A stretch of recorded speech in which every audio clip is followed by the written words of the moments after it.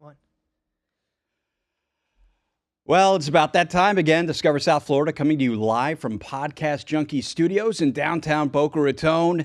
Larry Mastropieri, broker owner of the Mastropieri Group, alongside myself, John Laws, Discover South Florida. Almost forgot my name. I was just going to say. Well, it's been kind of one of those days. Day. Yeah. Also, we have Ben Castro, our engineer, and doing all the things behind the camera. I don't know what everything is going on behind there, but he does it, and he does it well. So, Larry, I know you didn't have an opportunity to watch the national championship game, and I'll only bring it up real quick because it involved, one, the University of Miami, and two, it was played in Miami.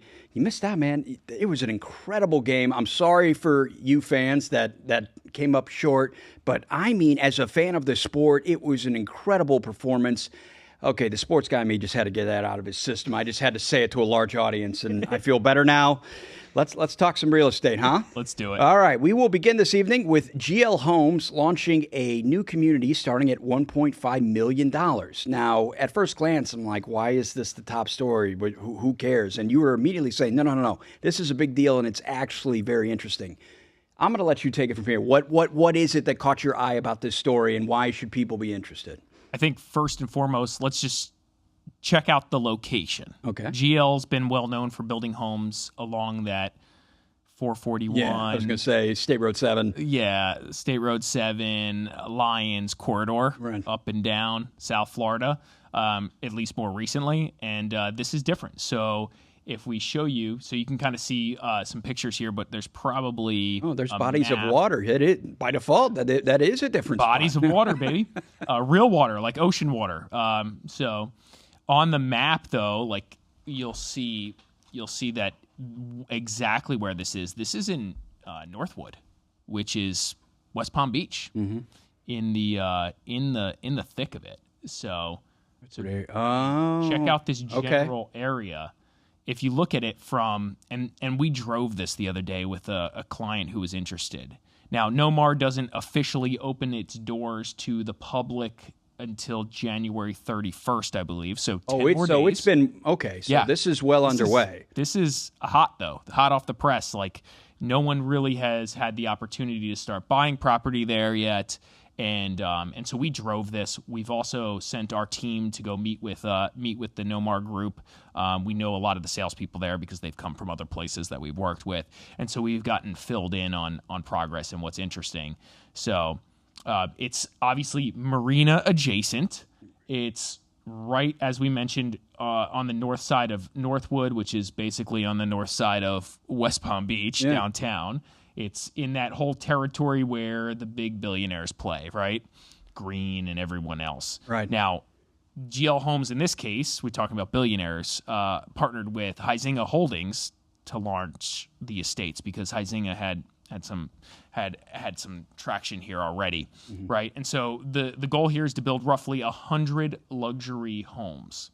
Now, if you don't know who Huizinga is, he has history here. He's the Huizinga Park, is that the same Huizinga? Yeah, he's also Okay. the guy who was CEO or owner of Waste Management, right? Oh, right. okay. So billionaire family that also did a lot of other things. I'm saying Waste Management, but if you look into like his history and their history, they've done tons of stuff. I was going to say, wasn't Tony Soprano in Waste Management too? I don't know what that means. Yeah. So there you go. I thought there was like kind of a wink nudge there. I'm like, hey, I don't. Hey, this project's going through one way or another. You know what I mean? So the family's involved. Right. He's one of the families. So anyway, long story short, GL has partnered with Huizinga Group here to make this happen, and they're building about 100 luxury homes. Again, what's super interesting is if we just like zoom in on the map for a second over there and we look at where is it exactly, for anybody who really appreciates the niche location, you could like let's just drop a pin on like one of those streets, like 42nd or something. Like let's like jump in like for a street view, drive that as if you can. Yeah, go away from the marina. The marina's really nice. That's the sales pitch, right? Okay, but if you go a little west for a second and you just drive down one of those residential streets, you'll get a sense of what what the neighborhood and the surrounding area feels like. And this isn't the classic, here you go. Okay, that was going to be my next question, is what is this replacing? Yeah, so the other question is like, how much of this do they actually control and own? And this is TBD from my perspective, because we're getting ready to go meet with them and talk through, like, walk us through this exactly. But there's like 2 blocks that they've like started building on. They're building their models, right? Oh, yeah, so yeah. you could tour them. And that's what's opening on the 31st. And they haven't necessarily purchased the other property that's... I don't believe that's true. I think they actually control it, but I just don't understand exactly what they control. So we were driving these streets, and when you drive those streets like we were just doing, you see like it's not like these homes are condemned or there's nobody in them. There's people in these houses, and the area is generally way rougher than it historically has been. They historically build in, right? And it's also in an area where, I mean, if they're going to actually do a gated community here, they got to close off roads. Right. They got to do a lot of stuff. So it'll be really interesting to see kind of how the construction transpires there. Is that the plan, to try to make it gated? I know a lot of their communities are, but wow. Yep. So that there are some roads that they plan to eliminate or close off, right? So we'll see what that actually looks like. If it's actually going to be, it's not going to be, if you see something like Lotus, where they have all this land to build this incredible entrance, right? You know, we've spent time at Lotus, and it's not going to be that. And that's like hundreds of homes, not just 100 homes. So this is just a very different project than what we've seen GL do. And it'll be very interesting to see how this project goes, right? And so each home's ranging from 1,800 to 3,900 square feet. Pricing, as you mentioned, 1.8 to 2.8 million. So we'll see how that performs, right? It seems reasonable to me. But my clients who drove the neighborhood with me, they were in the car with me, and they were super excited for this. And then we get there and we start driving this place, and they're just like, the wife was just like, hard stop, no, right? Because it's a rough neighborhood. And they're just like, they can't envision how this is going to go. That makes sense. So we then went to Avenir, which is a very different place, much further away from where we were. And so they started exploring alternative new construction options, because this didn't seem like the right fit for them. Boy, that feels like some foreshadowing, though, doesn't it? Trying to convince potential buyers to, all right, I need you to close your eyes and I want you to imagine this neighborhood. But think about this. In East Boca Raton, in Meisner Park, which is what we're adjacent to or in right now, the neighborhood we're adjacent to, those homes sell for $4 million plus, $10 million. You know, you name the price, right? In that neighborhood, and that Northwood area, if you put 100 new construction homes, and then you let the other developers, the other builders around pick off the little ones, the spec builders, you can imagine what the prices might go to. Yeah. So this is possibly part of the pitch, right? The timing obviously makes sense, given we noticed it was right by the Ribovich Marina, all those other projects. That's not that far north of Nora, is it? In some of the others? Yeah. It's not. That's what I'm saying. The timing makes sense in terms of the developments and other things that are going up around there. It's still far enough away from Nora that, like, Nora will be like an interesting place to hang out. Yeah. It's not like you're feeling the spillover of it, in the sense of like the neighborhood doesn't progress there, right? Okay. Nora is south of NOMAR, and so that's interesting. The other comment I was going to make too was, there's not going to be a clubhouse here. So it's going to be very much like a Meisner Park adjacent community where there's no clubhouse. And again, not like Meisner Park was built by one big developer, but similar kind of vibe. There's just going to be new construction homes and some scattered older homes that are just getting torn down.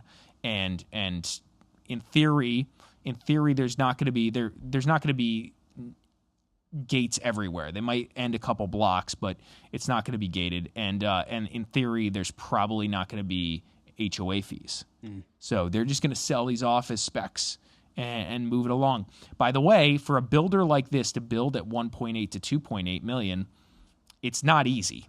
Like, individual spec builder to build this product, it's going to be hard for them to make money. The big builder like GL that has scale and efficiencies that come with that can sell for a cheaper price.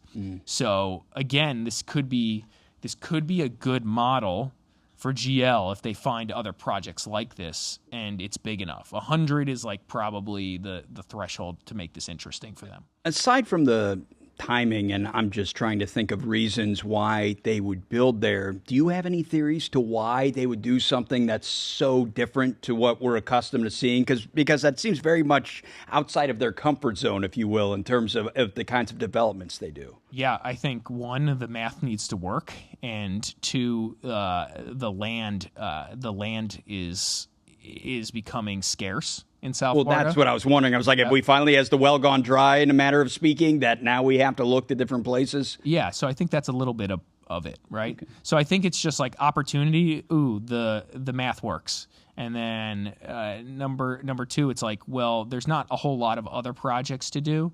So this one, even though it's smaller than what we're usually doing, this works from a financial perspective, and we're building in the area so much that we can kind of deploy assets here.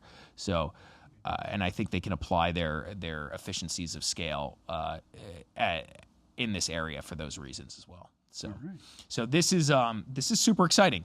I think this is going to be very interesting long term. It's bold. I mean, considering everything else that we've seen that they've done previously, for so many reasons, that is a bold challenge. But yeah, fate loves the fearless. Go for it, man.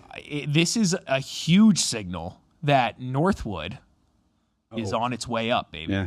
It's like it's a real signal when you get a builder like GL to show up and just say, we're building 100 homes. It's a little outside of our comfort zone, but we're doing this because we believe we can make it happen.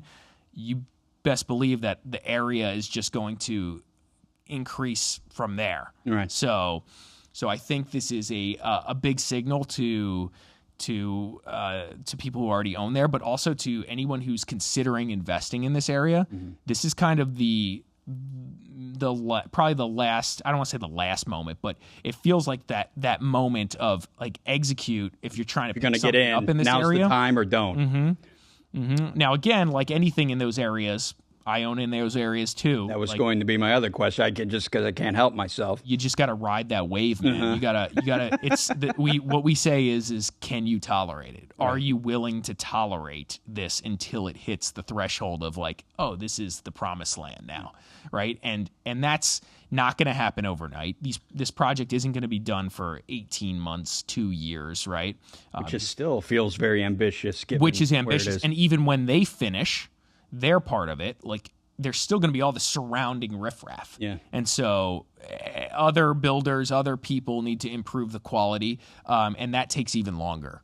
So, but this is like a big needle mover for that neighborhood. Huge needle mover. So this is the moment. If you're an investor and you're thinking about building, we're going to meet another builder out there this week or next week to drive the area and just decide what assets we want to help him pick up and what might make sense to buy and develop as spec there, or hold maybe short term and then build later once the project moves along. So this is a thing, and we've already engaged our investors to kind of like focus on this for a second and make sure we're not missing something or going to regret not doing something here. So let's just like evaluate this. And so we're doing that with people we're working with. So it's a thing, and it's something to keep an eye on for sure. And we'll keep you updated because we're going to be out there this week, next week. I don't know, with the actual developer, kind of walking through the deal. So okay, yep. Okay. Yep. And just like, again, we're dwelling on this a little bit, but well, you have a lot to say about it. Yeah, It's interesting. This is a big one. This is a big one. So Huizinga Holdings is also advancing a separate and roughly $2 billion redevelopment parcel called Rybovich Marina, right? And we've talked about this. And so this is not too far away. Has been... Yep. This is not too far away. We've written on it, as we can see. I know we've talked about it several times. Yeah. And this is 4 high-rise towers with approximately 660 luxury condos. So Huizinga's playing the game here of just like all these other billionaires, they're all coming to West Palm Beach, and a rising tide lifts all ships, man. Mm-hmm. So if you can kind of get in that area and kind of play your cards right, you can be a part of this rising tide and get a little piece of that profit. That's my 2 cents there. So all right, well, if that's your pitch, I'm sold, Larry. Where do I sign? Done. Okay, done. And the next thing you know, I'll be lying down in front of a Brightline. Oh wait, that's and speaking. That's not of me. That's you might not be able to. I know. Great segue. Great segue. There we go. You might not be able to, John, because Brightline is in a bit of a pickle. They've been in debt for a while. They haven't really been making money. Revenue has been going up. Yeah. So Brightline's trains looks like the future when you're riding them, but the company has now deferred major bond interest payments twice, and it's tapping reserves to stay current on others. Oof. So can Brightline survive this debt calendar? Let's talk about it a little bit. So, John, what do you think? It's fascinating to me because I've never heard anything good in regards to their finances and how Brightline has been handling things. But yet at the same time, when we were just talking a couple years ago, they opened the big expansion to Orlando. You see the maps. They want to go to Tampa next. There's a whole lot of projects that's like, oh, we're going to go here, here, here. Next thing you know, we'll be in Las Vegas. Everything looked very positive. But then when you get that spreadsheet and you see everything is in the red, you're like, oh, crap. Yeah. But where's it going to go? Somebody will buy into it. It's not like it's going to disappear. But again, when we were talking a few weeks ago about competition, the competition comes to mind if it actually catches on, those sky taxis and things. Because if you're going to pay $200 or whatever ridiculous amount to ride on the Brightline to go up to Orlando or something, and I find out I could take one of those sky taxis that may be coming sooner rather than later for the same price, I'm going to take a sky taxi. There's a number of things that I don't know. I don't know what the solution to this is really. Because I've ridden it several times. It's very convenient. Friends of mine come in from out of town. They're in for a day or two. They call me at the last minute. They're in Miami. Bang! I hop on the next one, and I am down there and have a great time. Like it's really convenient in that respect. But again, this is not an everyday thing. Everyday riders of it. I guess you need more of them. I don't know. Yeah. So you said Brightline's not been good at this. They have been good at hitting people.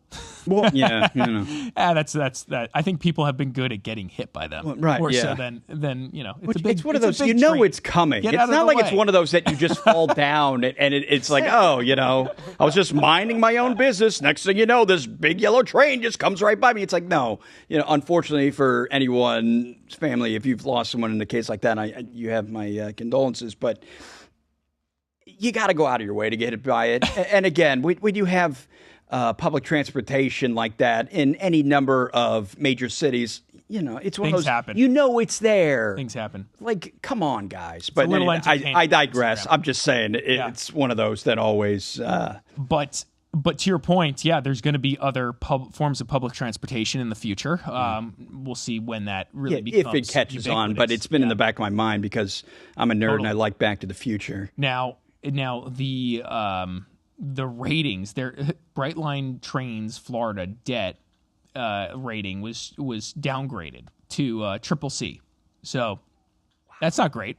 I don't even know how much lower it goes than that. I'm not sure either, actually. So I was going to say, I assume it's default right after that. D is in default. Yeah, it's risk of defaulting. Yeah. So that's where we're at. and their risk of default, evaluation was they think they're going to default in 2027 on their debt, which is interesting.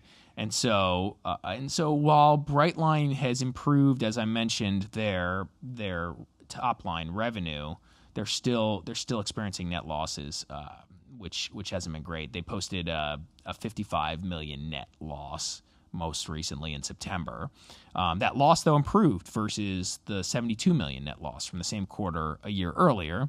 But operating expenses were still higher than revenue. So this is the key thing. It's like, hey, if you're investing like if you're like in Amazon where you're investing heavily in growth, then maybe this is an interesting thing, and you're like reporting net losses for 20 years straight because you're investing heavily in growth. That's one thing.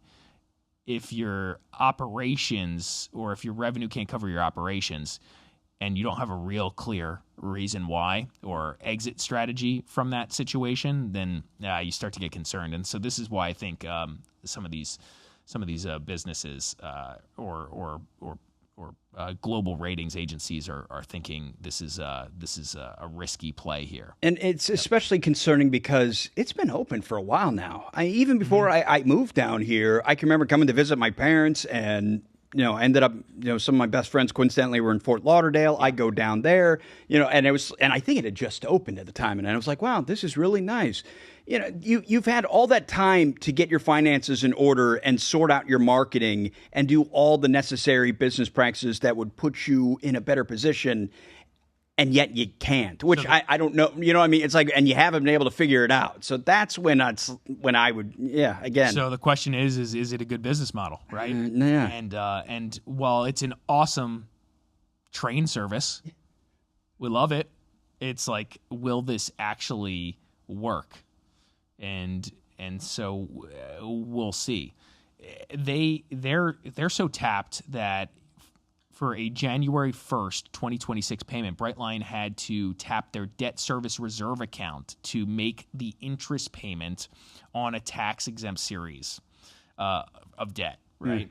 Which is not an ideal thing, and that's what Bloomberg just reported. So the question is, how are they going to get out of this? And they're trying to buy time with capital and leadership.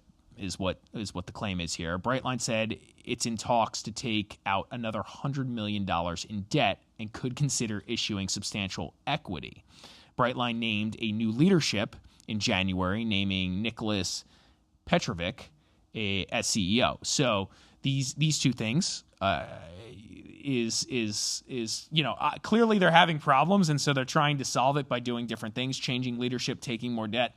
It's not the place you want to be in. No. So let's hope Brightline figures this out, because if they don't, who knows what the future of this epic train system is. Maybe they just need a different operator, different company. Who knows? But I right now I feel like it's a great service, and we've used it a lot. And right. I mean, for example, when my sister's family comes to visit the folks, and she has a couple little kids, I know they'll meet up there and then take the Brightline up to Orlando to go to Disney World. Like, it makes sense. All the concepts behind it makes logistical sense. It's just trying to get the financial portion to match up with that. Totally.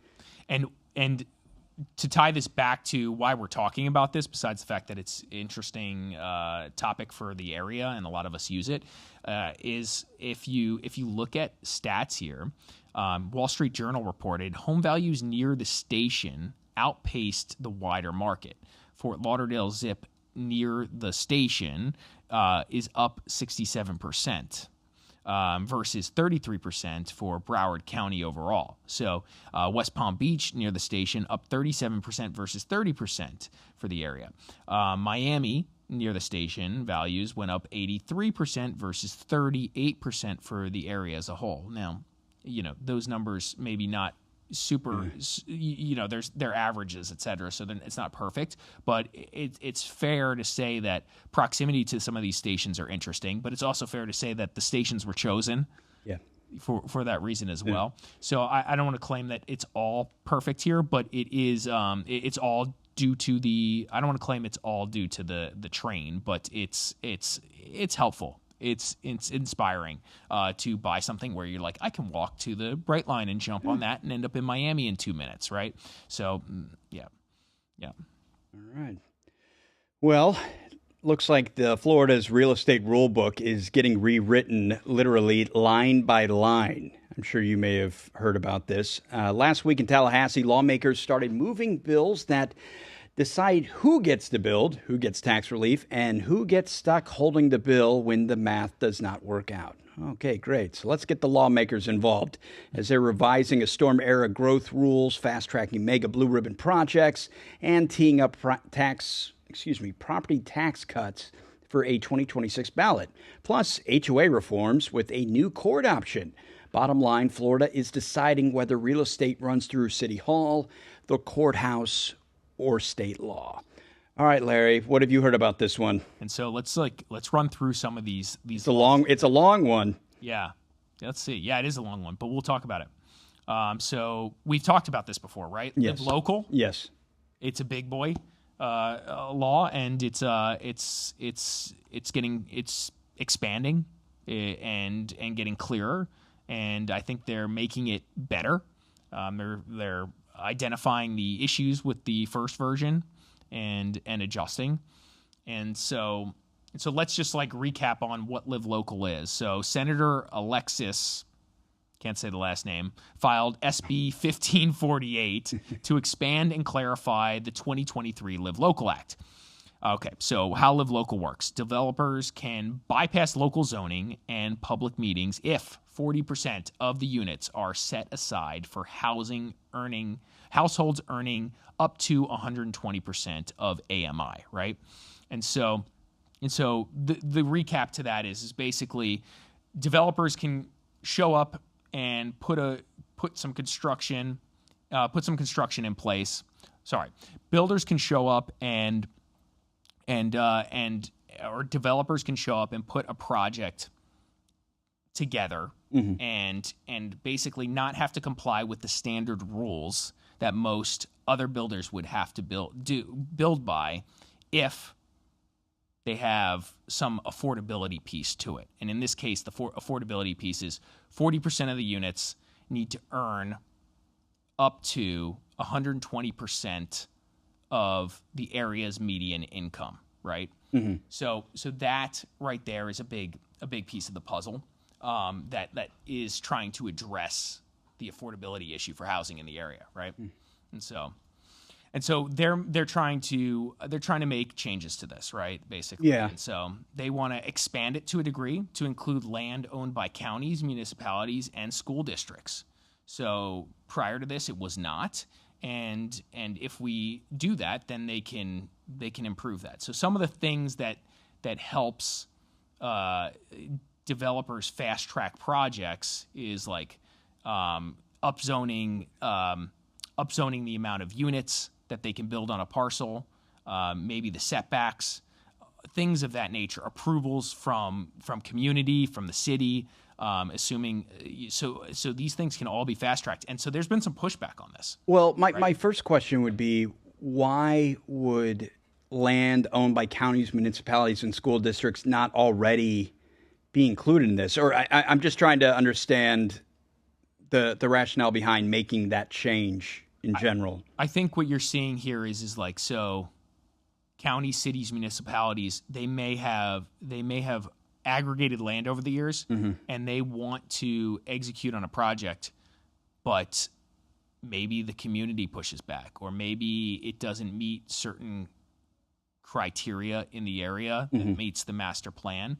A developer can't make it make sense financially because they can't upzone it to additional units, or they can't get the tax breaks, et cetera. And so if maybe there's parts of the project that is municipality owned, maybe parts of the project are privately owned, and combining the two maybe create a dynamic that doesn't function, or doesn't allow for them to go the Live Local Act, because there's a lot of this private, public. So in essence, up to this point, you can't do private public partnerships for a Live Local Act project. That's what it seems. That's what it seems like, or maybe there's some ways around it. As we've seen communities or like counties or cities issue. Yeah.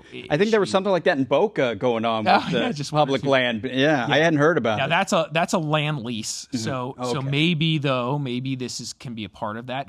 I don't know. But we'll see. But so this just kind of expands that ability. It's like, hey, there's no real restriction to the type of land anymore. Let's focus on like if we can execute on a good project in the area, let's give these developers the ability to do so at a faster pace, right? Okay.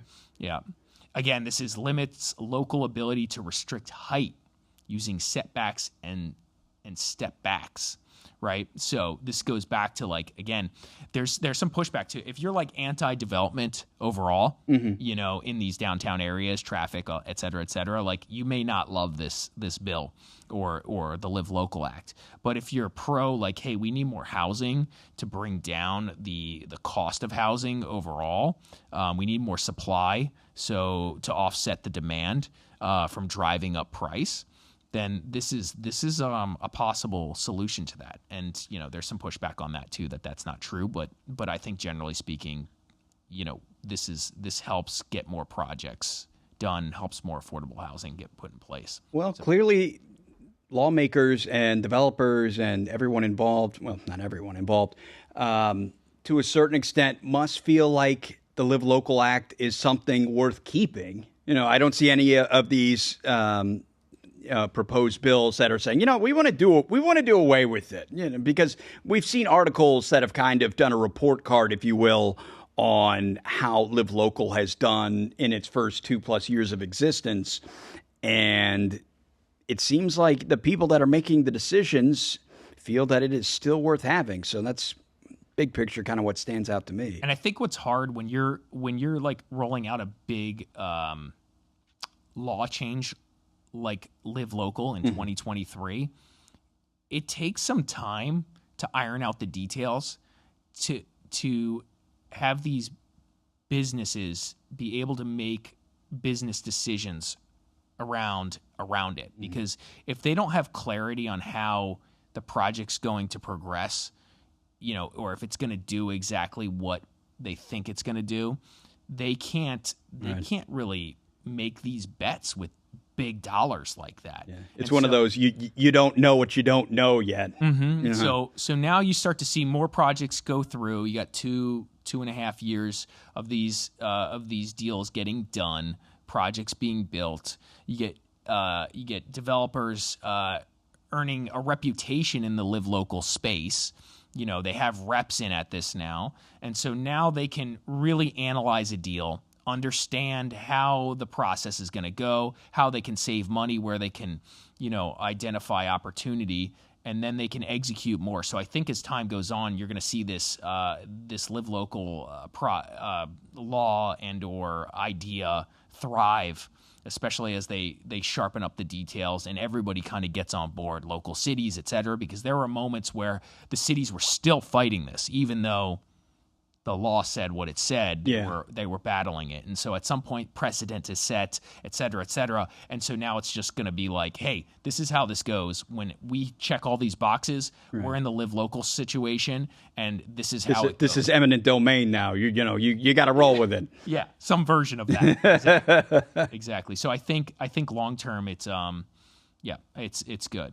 Yeah. Okay.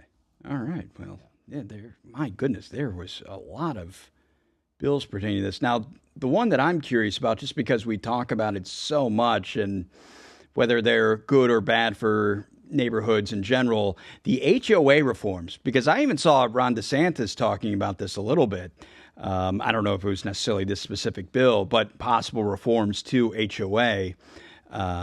Let's see, that Juan Carlos Porras was targeting homeowners associations this session because residents statewide accused some HOA boards of issues like election interference, misused funds, unjustified assessment hikes, bullying, and retaliation, the whole 9 yards. Of course, this all dates back to the hammocks in West Kendall, South Florida's largest HOA, which was about 3,800 acres, 18,000 residents. Anyway, HB 657 would create a process for residents to potentially disband an HOA, but attorneys say it would be very hard to execute in practice. Okay, so it was a nice thought. Yeah. So obviously there's been a lot of smoke around the HOA stuff, given, like you just said, the hammocks issue. Well, right, but it's just, picture all the negative Karens out there that want to control their little worlds, and just your imagination runs wild with it, and whatever it comes up with wouldn't necessarily be that off. Yeah. So this is just one example of the smoke. I don't know how much this really matters.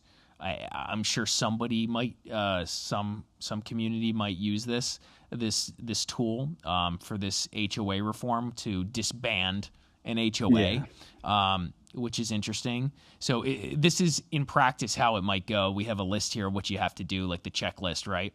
You need to have a petition signed by 20% of the homeowners, which triggers the process. The board must vote at a meeting and set termination rules. Termination would require approval by 2/3 of the homeowners. A plan of termination is filed with the court at that point. A termination trustee, board or appointee, oversees dissolution, including asset sales. This feels like a more complicated thing. And for me, the bigger issue is just a combination of HOA boards, like the people who live there that live on them, and the management companies.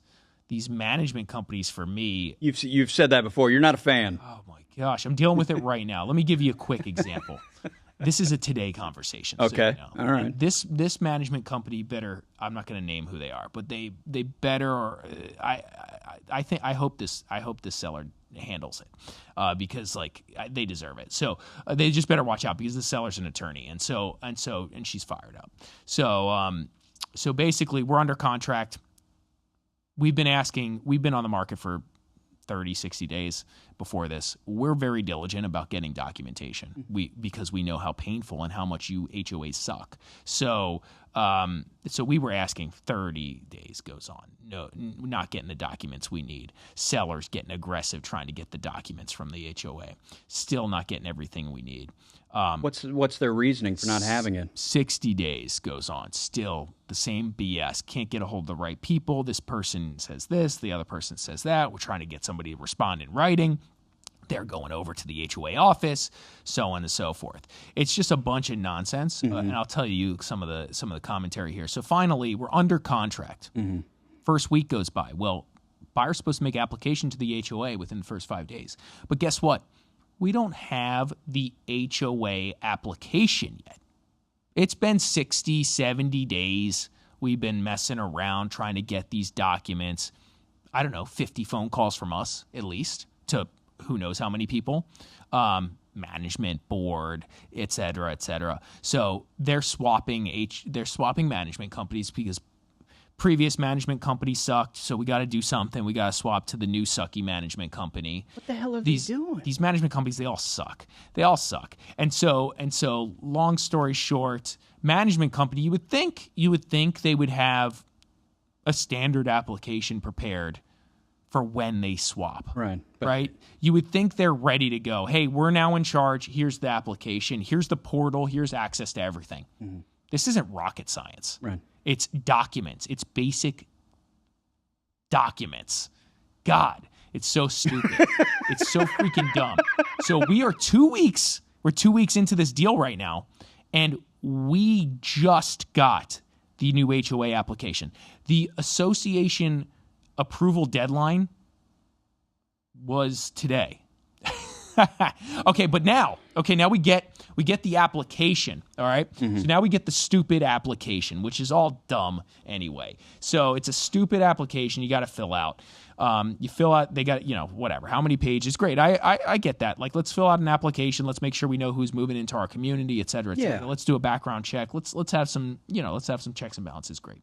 Fine. Let's fill that out. Let's jump online. Let's just have a form online where you could just type Doesn't make everything too much in, sense. Yeah. and then you can hit the pay button. You can put your credit card in, and then boom, it goes off. Right? You think that's what it is, right? No. This is a document you need to fill out. You need to write it. Okay. Then you need to mail it. Can't even fax it. I don't know. I don't even know because I can't get a hold of somebody to talk to them about it. That's what I don't get. Where the hell is everybody? Where is everybody? Like, I'm okay with, like, hey, we do things one way, but do them the right way. So, like, if the right way today is, hey, we have a portal. You log into the portal. If you have a problem with the portal, here's technical support. They're 24/7. They always answer the phone. It's not us. It's the portal. Get into the portal. Super simple. Send application. I don't know. Here's a business idea for anybody out there that wants to, like, change the world. It's like, hey, can we just do applications online? So furthermore, you think you can just so in theory you can scan in and email the application. But wait, you can't pay online. You have to send a cashier's check or money order. You can't even like Venmo or something? We're trying to find out right now. But this is classic. Like I told the seller, I'm like, I hope you sue them. I hope you do. You sue them for damages. We might lose the buyer over this. They are closing on another property on Tuesday. Or they might get jammed and lose their deposit. You know, like you just go down the list of all the BS that's going on. Yeah. All because these dumb, stupid HOA management companies suck so bad, and it's every single one of you. You all suck. I haven't met one that's been good yet. Not one that you could just like, here's the link and here's literally everything you need. They try. There's some that try. There's some that are like, hey, here's the link and here's the documents. It's like, okay, but we're missing the meeting minutes. Oh yeah, well, we got to record them and we got to put them up. It's like, dude, scan them in and put them on the freaking thing the night of the meeting. Like, what are we doing? Like, why are we doing this? So long story short, we don't have half these documents anyway. By the way, it's a requirement per the contract that you deliver meeting minutes to the buyer, or they have the right to back out at any time during the transaction. So these buyers just free to do whatever they want. They've literally screwed this poor seller up so bad. And this, I see this all the time. This is I know. Like I said, you've gone off on a similar tangent. Yeah.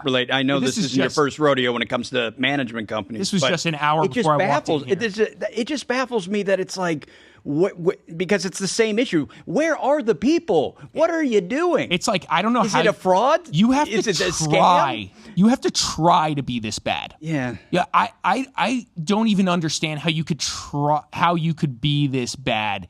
I don't even think if you were trying, you could be this bad. Yeah. You know, it doesn't even make any sense to me. Zero sense. And it's not just this specific company. It's almost every single one, some version of it. Guys, get a portal. Put all your documents in it. Update it. Just leave it there for all your sellers to see. That's it. Is it Do just that, because are they old and then companies? have an application. Are they like old companies that are so archaic in their methods that they're behind the times and they don't know how to send an electronic letter? Email. I just think everybody sucks so bad that the competition level is just that nobody, bad. There's nobody to even like encourage the competition to be like, oh man, we're getting our butts kicked by company A. And there's relatively big companies, right? So like they manage, I don't know, 100,000 homes. I'm saying. Like, what the hell? Yeah. So I just think they're so bad at this that it's just because everybody's bad. And like, I don't know, if anybody's out there that wants to prove me wrong that there's a better system, I'm all ears, but I sell thousands of homes and most of them are in HOAs. And God, my team is like, I have somebody dedicated on the team just to dealing with your stupidity HOAs and condo associations. That's what I have to employ a full-time employee, 40 hours a week, just to deal with your stupidity.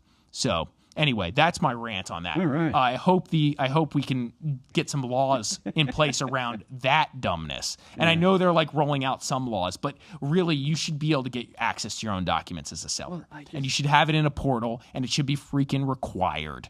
It should be a requirement. And you should have an application where you could pay online and you make application online. It should be the requirement, the baseline, and that's what the law should say and be. Because unfortunately, natural capitalism and competition isn't doing it down here. I don't know why. So it sounds like the government needs to step in and enforce the stupidity and stop hurting people that are selling in these communities. So. All right. Well, if we're I'm looking to start up another business, I'm certainly all ears to trying to establish something with that. Yeah, there you go. All right. Yeah, there's some other stuff I want to talk about on this law list. So, because one of the big ones is property taxes. We just blew right over that. That's a big one. Yeah, property taxes. Yeah. So we've gone through this a little bit before, right? But the basic gist here is Ron DeSantis has been pushing to eliminate, at some level, property taxes for primary residents. Right. And this could be a huge game changer. Huge. Yeah, right? Which when we first started talking about this about a year ago, a little more, I guess that's when Ron had initially floated the idea. My first question to you was, is this feasible? Could you actually do this? Obviously, everybody wants to pay less taxes, but to a certain extent, it's death and taxes, right? I get the argument. It's like, you own your house. When he explains it, it makes sense. Why should you pay when you buy something? You pay taxes on when you buy something, but why should you keep paying taxes? And potentially pay more just because the value of your home and property went up. It's like unrealized value. Yeah, that's not fair. You didn't do anything. That's a weird thing, and that's what struck me. This the whole argument about you don't pay taxes on your stock portfolio when it increases in value if you don't sell it. Right? That's the same thing. It's like I'm paying taxes on my house, that asset, even if I don't sell it. It's a little unique. So if we're going with that train of thought, I tend to agree with this, and I think most people will. So step one is, hey, we're going to vote for stuff, and most people, I think, are going to vote for less taxes. I mean, this is probably going to go there. The big thing here to note is these proposals, they generally preserve school district property taxes. So that's like sometimes a quarter of your taxes. So that's not going away. And then also there's stuff that is put in there like, let's not cut law enforcement budgets and that type of thing. Right. So which all that to me makes sense. So keep them in play there. But then it's like, then the other stuff is just like all variable. Like there's different proposals. There's like, hey, we're gonna do a 25%. If you're a primary resident, we're gonna do 25% of your home's assessed value as an exemption, right? Or we're gonna say, hey, we're going to raise the homestead exemption, which basically says we're going to take off X amount percentage or X amount of dollars per year of your assessed value in order to get in order to pay less in taxes, right? Yeah. And so they're suggesting in some level like what that might look like. Homestead exemption, $100,000 per year. Each year they're going to add an extra $100,000 for the next 10 years, starting in 2027. Which would just give cities, counties time to adjust to the loss of revenue. So that's really who this is for. Yeah, I kind of like this. That makes sense. Hey, we're gonna increase our homestead exemption to $1 million over the next 10 years. That kind of sounds interesting. There's a lot. I didn't realize how many bills there were taking different angles on these property taxes. Yeah, there's a lot of different angles. There's a lot of different approaches, and there's pros and cons to every single one. And there's a whole list online. You can dig it up. We've actually wrote something on this, so you could check it all out. But something to think about. So I think those are the big ones because we've been dragging on a little bit. Let's keep it moving. We'll be short on these others. Right. Yeah. Do you want me to lead us into Vanderbilt? Let's talk. Vanderbilt University secures funding to build their West Palm Beach campus. This is big. Yeah. So we've been watching West Palm Beach shift, as we were talking earlier. Nice place to live, serious place to build. Now there's a new piece on board, a planned Vanderbilt campus downtown, as we've talked about, but backed by $300 million raised, but also another $250 million push. So does this lift the region or tighten the housing squeeze is the question, right? So let's get into that a little bit. So the plan calls for 300,000 square feet of campus on 7 acres along Tamarin Ave, which, by the way, just on the north side of Tamarin, as you go north from Tamarin Ave there, that area tends to get a little bit more rough. So all this development here is just naturally improving that area. So I'm pro. This is very interesting. And it's supposed to serve about 1,000 students, 200 full-time employees, with programs centered around engineering, business, finance, data science, and artificial intelligence. The public approvals include performance expectations such as reaching $70 million annual operating budget within 5 years. Yep. So the big question is whether this becomes a long-term talent engine that attracts employees and supports real estate demand, or whether it speeds up pressure on traffic, rentals. Well, that I was going to say. It's going to do all the above. Yeah, I was about to say those are not mutually exclusive things. Yeah. So that's where we're at. It's going to do all the above. And so the target on this project is around 2029. So right. We're not too far away, 3 years away. And again, seeing some of the stuff when they were having the city council meetings and seeing Stephen Ross and the chancellor from Vanderbilt presenting their case on why Vanderbilt should have this satellite grad campus. And now seeing Stephen Ross, which I believe we were talking about on here last week, right there with the Publix and all the land that it seems like they're quietly buying up, under different alias shell companies. It just seems like this Wall Street South, I'm still waiting for like some master plan to drop. You know what I mean? At some point that there's going to be like something that looks like Hudson Yards. They're like, oh yeah, we're going to put this right, next to the campus. Well, so the developer that I'm working with, that we're going to go tour a bunch of stuff up there next week, he comes from this world. Now he does it himself on a smaller scale, obviously, and he was commenting on this, and he was just like, this fits the same MO of everywhere else they've developed. That he's it's the playbook, play by play. It's build convention centers, hotels, downtowns, restaurants, etc., residences, office buildings, education, lower level education, higher level education. Surround it with good housing. Yeah. In the slightly outside that area. Talking about the GL stuff. We're talking about all these things. And so this is all part of the master plan. It's just piece by piece, opportunity by opportunity. They take what they do what they can do first and kind of move the pieces forward. And so you have a handful of players, and then the other players start to come in around it. Well, I know you saw it today with Wells Fargo announcing that they're opening a branch, or not a branch, but an office. One of their corporate big departments. Offices. Yes, corporate office in West Palm Beach as well, which is going to bring plenty of white collar jobs to the area. So, yeah, it is. Playbook sounds about right. That's and they are going step by step. And Steve Ross here has committed $50 million to the Vanderbilt West Palm Beach effort as well. So there's and it's saying, hey, the funding signals are strong here. Vanderbilt says it hit about $300 million in early fundraising tied to the project and has launched another $250 million campaign that points to a total effort above $500 million.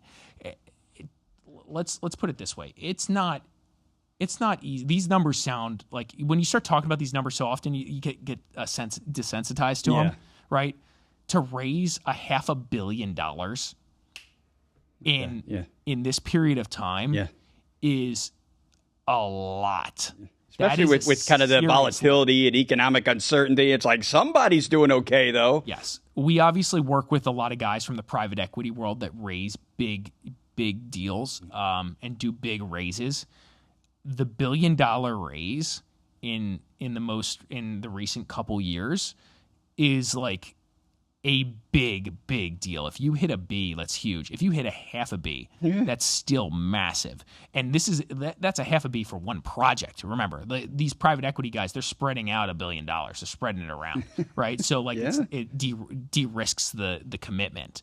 This is like a one deal type raise, and it's like it's huge. That's huge. So we should respect this and appreciate the amount of clout that West Palm brings, that Vanderbilt brings, that Steve Ross brings.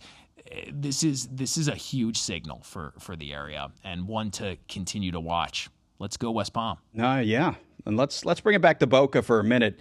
There is a bank that just wrote a $74 million check for a brand new office building in 2026, when lately most office deals can't even get a call back.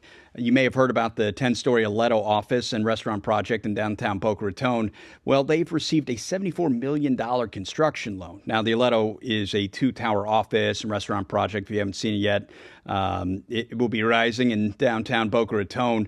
And it's the first Class A office space in downtown Boca in some time. Yeah. So getting a $74 million construction loan secured is certainly a big deal to put this thing into motion. And I'm looking forward to it. I like how it looks. I mean, we've seen all the land already cleared out for it. So seeing just one more piece of the puzzle being put into place. Yeah. This is, like you just said, a unique project for the area. Yeah. It also really needs to get done because it's kind of a eyesore in that area as it stands right now. So that would be great. The parking garage alone is going to be epic. I'm so excited for the parking garage. Just because there's more parking. There's just going to be more parking. Some of it's going to be dedicated to the public. So if we get another 550 parking spaces, which is what's proposed. I feel so old when I'm excited about more parking anywhere. Oh man, yeah. And I live basically walking distance to where we're at right now, and so I'm still excited about it. Right. Just because like it's not always easy to park, and Boca is probably the better area to get parking than as compared to like Del Rey, right? But still, like this is going to help. This is going to help immensely, and just to have good Class A office space in downtown Boca is going to be awesome. This is going to be sold out, leased out, etc. in minutes. I would guarantee it. So I mean, it's going to be it looks awesome. Yes, as you could see from what we're looking at right now.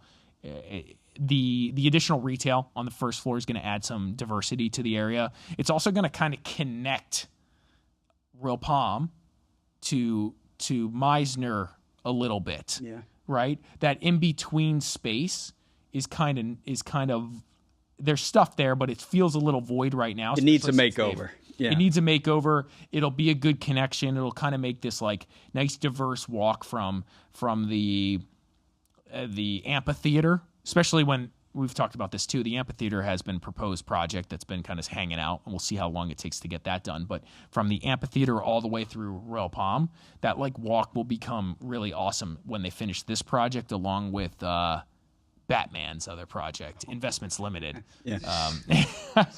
The other project that's on, that's where the by the post office. Yes, I know exactly what you're talking about. Yeah, so that project's huge, and that seems like it's getting traction as well. So the combination of these two projects, that one and this one, that's going to change that middle ground area between Meisner and Royal Palm really nicely, and so I'm excited to have this move along here. And if we're talking about like just real estate upside in this area, I think it only improves the surrounding area as far as values go. Right. So. Okay. Well, do we want to move on now to Boynton Beach and their 10-acre site project happening? Let's get into it. PulteGroup strikes again. 10 acres in Palm Beach County under contract. Let's go. More building. This is wild. Right. I feel like everything with Boynton, though, it's just a hypothetical. Like, when are they going to actually do it? Hey, so, hey. Sorry, I got a little defensive. You're fired up, man. I don't know why.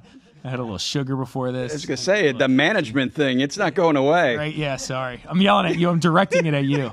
I apologize, John. I'm all right. sorry. I'm okay. All right, we're gonna talk it out. We'll hug it out after the show.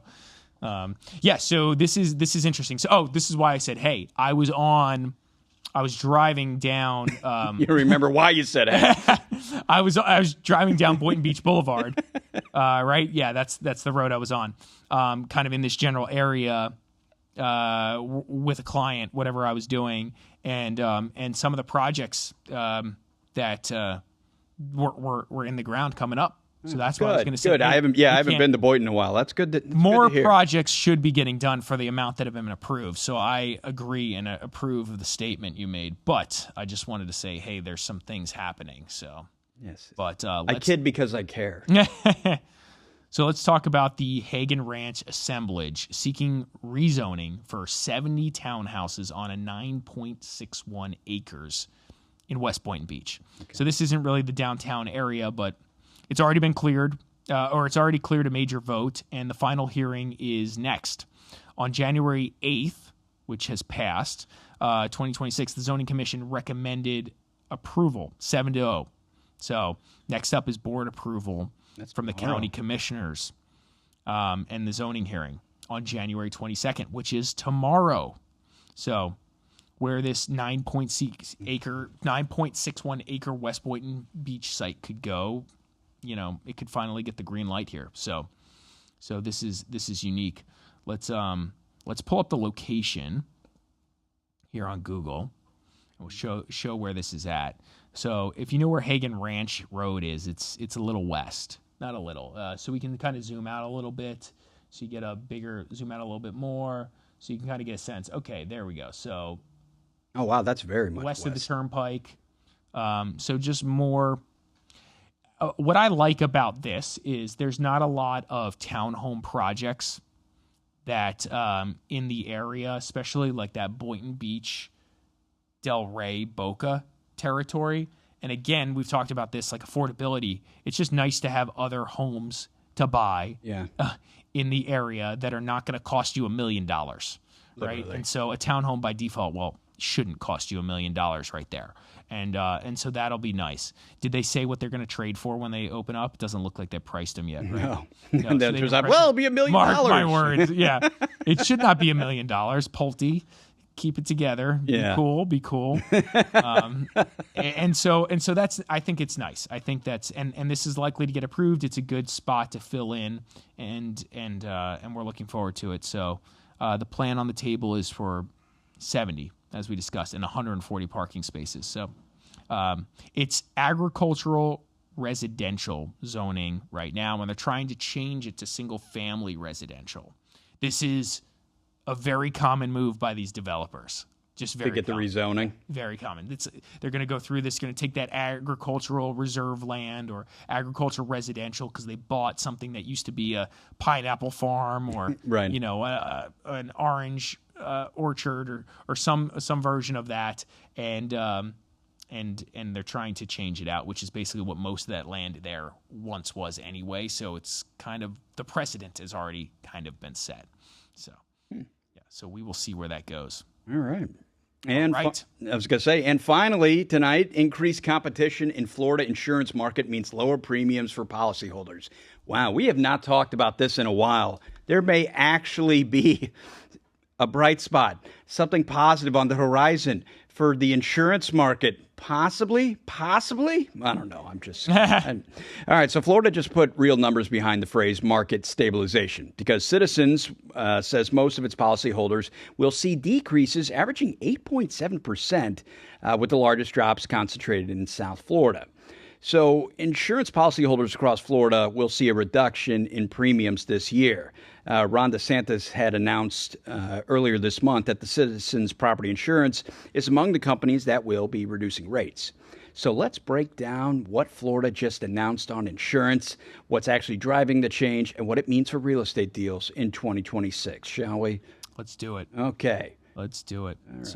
So Citizens, as we said, statewide averages, or Citizen says that statewide average decrease will be 8.7%, which is affecting 330,000 plus policyholders across 67 counties, and 150,000 plus are expected to see 10% or more reductions, which is kind of interesting, right? Well, I was going to say, well, I guess we've gotten lucky with the hurricanes or lack thereof over the past couple of years. But just let's take a step back for a second and just remember that insurance has gone up like 3x. Well, I can see the chart in my head very, very vividly from just like 2 years ago. So thank you guys for getting us to a possible 10% plus reduction, but insurance is still 3 times or 2 times more than the national after average. that. Yeah. So this is a good effort and this is necessary and we need to keep working at this, but it's not going back to what it once was. Also, property values are dramatically higher, so there's all these things that are affecting this. And interest rates are dramatically higher, and that affects insurance in ways as well, not necessarily described. But the big issue that Florida can control is, on some level, making it a fair playing field for insurance companies. Yeah. And so, thus, creating competition will drive down prices in theory. And so that's the mission here. That's the According goal. to this, the state says 17 new insurance companies have entered Florida since those reforms, which is the simplest form of downward pressure. As you said, more competition. Yep. So that's good. I'm excited. And so need to talk to Jerry Katz again and see what's going on out there. Yeah. So I mean, just high level on this, like we've struggled in South Florida with insurance on so many different levels, just keeping insurance policies, let alone paying more. On a lot of my buildings, we've structured deals where we're not even insuring the property. Really? Mm-hmm. Because the prices are so out of hand that, like, if we paid them, we would lose money. We'd be coming out of our own pockets on top of the apartment revenue to do the deal with the insurance prices. And we've jumped through hoops for these guys. We've put new roofs on. We've spent crazy money, and we still had issues here. So this is a big thing to really understand when you're coming into the South Florida market, how insurance works. And actually, next week, Ben and I are sitting down with an insurance guy, and we're going to answer 20, 30 of the most asked questions from our clients that we've aggregated here. And we're just going to go through that list with the experts and just talk through different things and how to kind of structure things, just basic stuff that you want to know if you're coming to South Florida and you're a new buyer and you're used to, operating in places like New Jersey, New York, which is a very, very different place to get insurance. And so we're going to get into that. It's a very different place. It's a very different structure, approach. Who you work with is different, and how you work with them is different to get the insurance policies. And the risk of, once you have it, can you keep it, is the other piece. And so when we work with our clients, the discussion early on is, first off, how do we feel about it before we go under contract? Let's identify the weak links or the issues that might come up beforehand. Let's just try to go through them. Hey, the roof is this old. This is in a flood zone, etc. Let's talk through all these things, and then let's get the reports back, and then at least we're prepared, and then we're immediately trying to figure out the insurance thing. This is like a first 5 days of being under contract thing, and from there we're working through. Okay, we can get insurance, but are they going to drop you next month? Because that might actually happen. Yeah. Okay, we can get insurance, we can close the deal, but now let's talk about how you're not going to get dropped, right? This is I don't know, 1 in 4 deals we do where we're just talking about hey, okay, they're going to drop you once they send their inspector out because of these 3 things. Once you close within the first 5 days, you need to do these things, or they may have approved you now, but there's a good chance they send an inspector out, or they do a drone overview or whatever, and they drop you. So they may or may not. So let's just be prepared. Are you comfortable with that, Mr. or Mrs. Buyer? How do you feel about that? And we talk through, secondary plan Bs on that if we're moving forward, and how we can prevent these things. Because it's just a different world. It's just a different world. And so, not to go down a tangent. No, I'm looking forward to hearing this Q&A. That's it's going to be interesting. it's going to be good. It's going to be good. But the big move here is, I think, for anybody that's like looking at insurance costs, is just, hey, we're trending in the right direction. And I believe this. I believe this story. I think this is true. I think this is going to happen. I think we're going to see increased competition. We've already seen that. And I think the increased competition is going to result in lower payments on insurance policies for sure. All right. And on that note, I guess we're about ready to wrap it up here. Let's call it. All right. Let's call it a night. On behalf of Larry Mastropieri, broker owner of the Mastropieri Group, I'm John Laws of Discover South Florida. I want to thank you all for tuning in and have a great weekend. We'll see you on the next one.